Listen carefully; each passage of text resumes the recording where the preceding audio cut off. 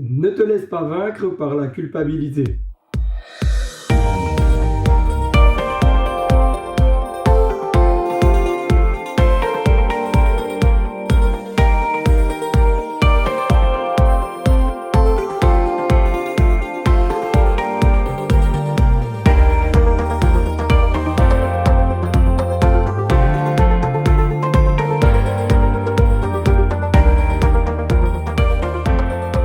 Bienvenue sur la chaîne Pause Matinale, je suis très heureux de prendre ce temps avec vous et de partager avec vous sur le thème de ne te laisse pas vaincre par la culpabilité. Il existe de nombreuses vidéos de commentaires sur ce thème de comment vaincre la culpabilité, comment gérer la culpabilité. Il y a également de nombreux livres qui ont été écrits, tout aussi intéressants, donnant des clés pour permettre tout à chacun de sortir de ce poids, de ce fardeau qu'est la culpabilité. Dans cette capsule que je vous propose aujourd'hui, je ne vais pas venir sur l'aspect de la psychologie parce qu'il y a des professionnels en la matière qui sont tout aussi compétents que moi sur ce sujet-là, mais je voudrais vraiment qu'on puisse rester sur la sphère spirituelle et biblique concernant cette thématique. L'être humain est un être émotionnel. Il est fait de sentiments, fait d'émotions, et ce qui est parfois difficile chez chacun d'entre nous, c'est de faire le tri dans ce sentiment qu'est la culpabilité. Souvent, la culpabilité, elle est générée par une faute commise, par une chose non accomplie. Et à ce moment-là, l'esprit d'accusation vient nous titiller, notamment lorsque nous avons mis un genou à terre. Que ce soit de l'ordre spirituel ou, je dirais, humain, il existe une bonne et une mauvaise culpabilité. Voyons tout cela ensemble. Tout d'abord, il y a la bonne culpabilité, celle qui va nous amener à revoir notre positionnement, à analyser les erreurs que nous avons pu commettre pour ne plus les recommencer. Ensuite, il y a la mauvaise culpabilité, celle qui vient de l'accusateur de nos âmes, qui nous conduit à avoir une vision notamment rétrécie sur notre propre vie et qui n'est surtout pas la vision que Dieu a pour nous.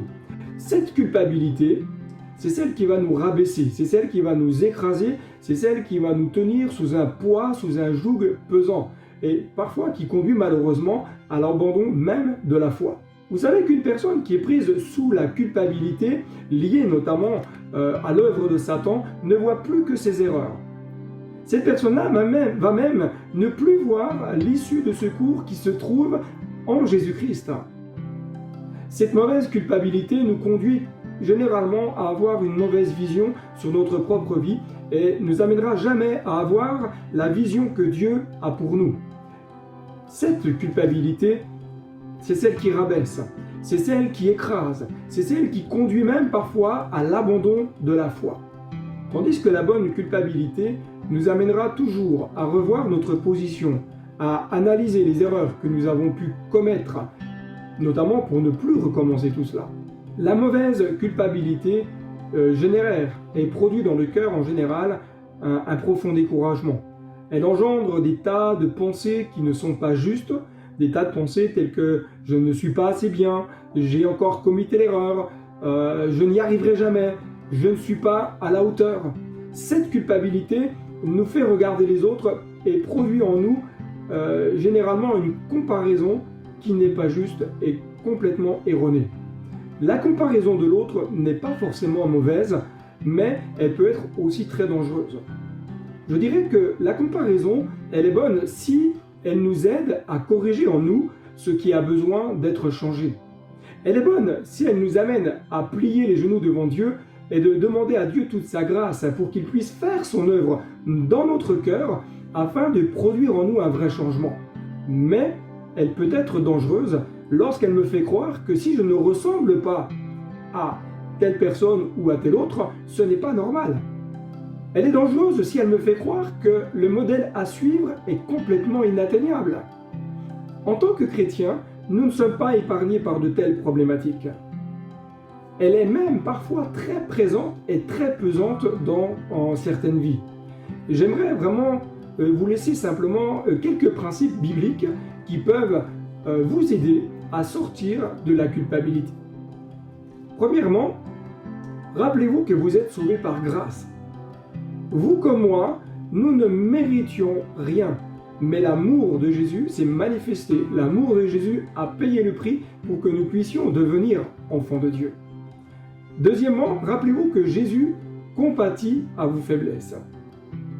Jésus connaît vos difficultés, il connaît vos souffrances, il connaît pour vous ce qui est difficile. Il est là pour vous aider, il est là pour vous relever et pour vous accompagner. Ne culpabilisez pas si vous avez chuté, mais approchez-vous de celui qui veut vous relever, de celui qui veut vous aider à continuer la route. Troisièmement, rappelez-vous que le sang de Jésus purifie de tout péché. La mort de Jésus nous donne la possibilité de voir notre ardoise complètement effacée. Il a payé le prix fort pour que nous puissions être pardonnés et que nos fautes soient jetées dans la mer.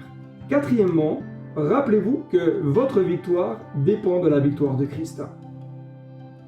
Déclarez à votre difficulté que vous êtes vainqueur. Pourquoi? Parce que Christ a triomphé pour vous à la croix et en ressuscitant des morts. Nous avons beaucoup plus souvent tendance à parler de nos chutes que de déclarer à nos chutes que nous avons la victoire en Jésus. Cinquièmement, faites de la victoire de Christ votre victoire. Souvent, j'entends des chrétiens prier ainsi « Donne-moi la victoire, donne-moi la délivrance ». En soi, ce n'est pas faux, mais la réalité spirituelle est complètement différente. Jésus a triomphé. Il a fait de nos ennemis son marchepied, nous dit la Bible. Il nous appartient donc de venir au trône de la grâce et de saisir très simplement la victoire que Christ a acquise pour nous à la croix. Victoire sur notre péché, victoire sur notre ou nos addictions, victoire sur la tentation. La victoire a été remportée. Rappelez-vous, ils ont vaincu à cause du sang de l'agneau, nous dit le livre de l'Apocalypse, chapitre 12, verset 11. Je vous inviterai très simplement dès aujourd'hui à déclarer les promesses de victoire qui sont dans la Bible. La parole de Dieu est comme une épée à double tranchant. C'est pour cela, dites stop dès aujourd'hui à la culpabilité, à ce sentiment de culpabilité qui est en vous. Dites stop à toutes ces choses qui vous malmènent et qui vous empêchent d'entrer pleinement dans les projets que Dieu a pour vous. Je voudrais simplement terminer sur ceci et vous rappeler que l'amour de Dieu est pour chacun et chacune d'entre vous. Le cœur de Dieu vous aime et c'est son amour pour vous qui va produire en vous un véritable changement et vous délivrer de tout ce poids qui peut vous tenir dans la culpabilité, dans la souffrance intérieure et qui vous empêche bien souvent d'avancer.